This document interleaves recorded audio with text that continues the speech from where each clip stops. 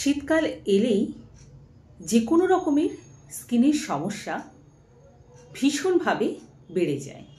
যেসব রোগীরা সোরিয়াসিসের মতো চর্মরোগে ভুগছে অথবা এক্সিমা, যাদের আর্টিকেরিয়ার সমস্যা আছে ঠান্ডা বাতাস লাগার পরে, অথবা ড্রাই স্কিন মানে খুব সহজেই পায়ের গোড়ালি অথবা ঠোঁট বা সারা গায়ে একটা চামড়া শুকিয়ে শুকিয়ে যাচ্ছে বলে মনে হয়, ভীষণ ড্রাই ফিল হয়, এই সমস্ত রকমের রোগ ভীষণ রকমের বেড়ে যায়। যে সমস্ত রোগীরা এই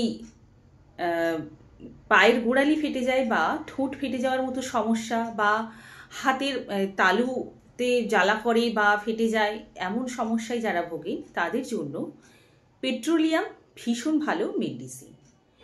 পেট্রোলিয়াম 30 পোটেন্সিতে সারাদিনে 2 বার 7 দিন পর্যন্ত খেতে হবে রোগীকে। আর যে সমস্ত রোগীরা ঠান্ডা বাতাস লাগার পরে আর্টিকেরিয়ার সমস্যায় ভোগে তাদের জন্য আর্টিকা ইউরেন্স ভীষণ ভালো মেডিসিন।